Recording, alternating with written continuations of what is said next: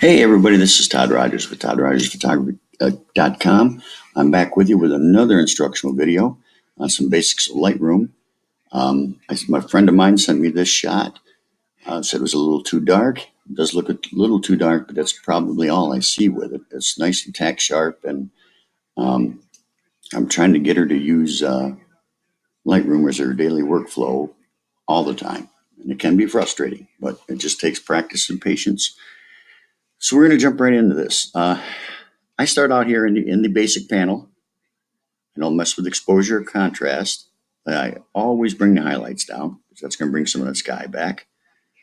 I'll open the shadows up, and that should open up some of the tree and the belly on the bird and under the wings. So that's nice. Let's open that up. White point. I find it critical to do these two steps. White point. Lay your cursor right on the slider. Hit Alt. Let's go to the right. You'll see some come through. Put your finger off Alt. And do the same thing with the blacks. Put the cursor on the slider, hit Alt, drag blacks to the left until you see some start to come through. And that's going to give you a nice white and black point for the photo. I like to give it a little bit of clarity. Clarity is just like contrast. So I stay away from exposure, contrast until I tweak them at the end. I use those as tweakers at the end if the photo needs it. I don't mess with vibrance or saturation. Sometimes vibrance, but saturation, you're going to saturate colors you don't want saturated, which I like. As you get down here to your black and you get down here to your HSL panel, you can separate your colors out that you want. Now, for instance, yellow. The bird's got a nice yellow beak.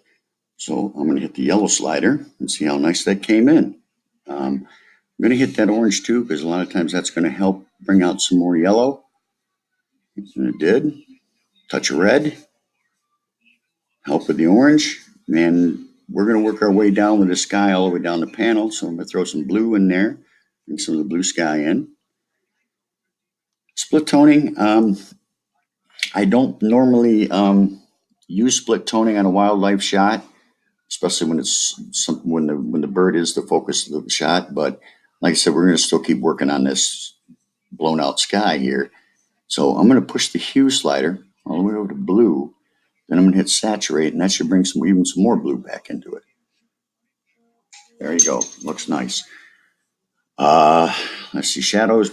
Shadows in this box we don't really need to play with. Here's an important one. Detail. This is going to include your sharpening and your noise reduction. I like to take my little tack button right there, and I'll put it right on the eyeball. That way, I've always been told that wildlife photos, if the eye's not sharp, it's not a good photo. So that's the kind of rule I've always been through. And this is sharp, so we're going to sharpen it up even more. I like to work on 100 scale. If I give it 80 sharpening, I'm going to bring in, some masking. Really nice feature in here, masking. You're gonna kind of like high pass in Photoshop. You're gonna put your cursor right on masking, hit Alt, drag it to the right, and everything that turns black is not going to get sharpened, which is a great idea because you don't want to sharpen the sky. You don't want to lose any of the texture and sharpness that you put into the bird. So already that looks like a great shot. And because I did put 7980 into it, it's introduced a little noise. So I'm going to bring noise reduction up to 20. So I go like 80-20, 70-30, depending on the photo. Seeing how that took some of the nice noise out of there. We're all good to go on that. Looks like a great shot. Lens correction, another critical one. If you see any fringing, which I don't see in this photo, I don't see any fringing going on. And fringing is something that's unique to digital photography. If you don't see it, don't mess around with it. I can't believe it was, maybe it was around in the film days, but it seems to me it's something that's unique to digital photography. I mean, go to profile and you can remove the chromatic aberration, which means that fringing that sometimes you'll see white or surround or a glow or yellow or orange glow around your subject or your whatever, and this will remove it. Enable profile corrections. that is something that, which is nice. You set up. I'm a Canon user. I know she's a Canon user, so we'll put Canon in there. And then in your setup, you can dial in whatever lenses you use. I'm assuming this is an outdoor wildlife shot, so I'm going to put at least a 70 to 200 and see how that pops that shot back in there a little bit. But you can set whatever cameras up that you have. However many lenses you use when you shoot, you can always go to the lens in this setup and lens correction, hit the button, and you're good to go. It generally will conform to your lens's standards. I come down here. I don't mess around with a transform in this because transform I use for like building shots that may look a little skewed or something like that. It's a neat tool, and I'll show you how to use this in another video. But it's not really going to work for this beautiful hawk here. So Vignette, I'm not crazy about Vignette, but when I do put it, it's just a little bit. And I like to put just a little bit around the corners to kind of draw your eye into the shot. Kind of just rounds out the corners a little bit. Focus your attention on the subject at hand. Camera calibration. Like I said, once again, this is something that's going to be unique to your camera. Once you feed in certain information, it's going to be processed into here, and it's going to act as if your camera shot the photo. So that's something unique to you, which is very cool. It's not taking a generalization of, anyone's certain camera. So we're going to go back up here to the top, and I'm going to crop just a little bit because I don't think we need all the sky. So we're going to pull that down just a little bit, and some of the sides we're going to pull over here. I don't think we need all that. If I just pull it in this way, we're working on a nice rule of thirds here.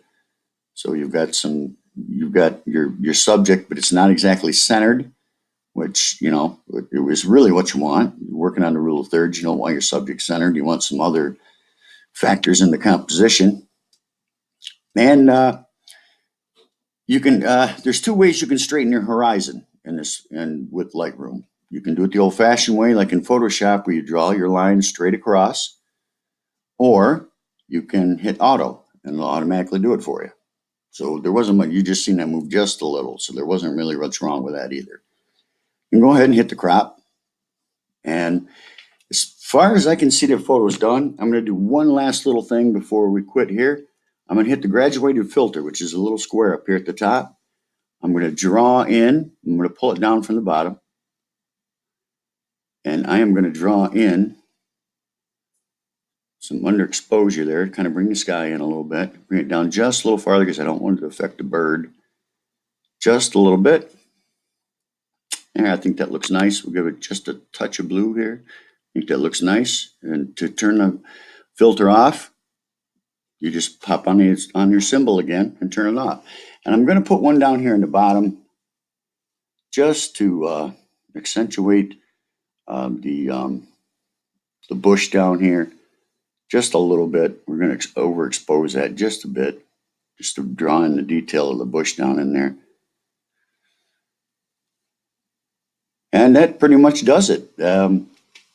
I like this shot. It's gorgeous. It just needed a little TLC, and that's what Lightroom will give you. Time is, you never can take too much time to make a really good shot. So that's the way I always look at it. So want to remind you, check my YouTube page out. And if you like my videos, please subscribe. And that way it'll let me know what videos you want to see, that you like my videos, and that you'd like to see more. And once again, folks, have a great day, and we'll see you next time.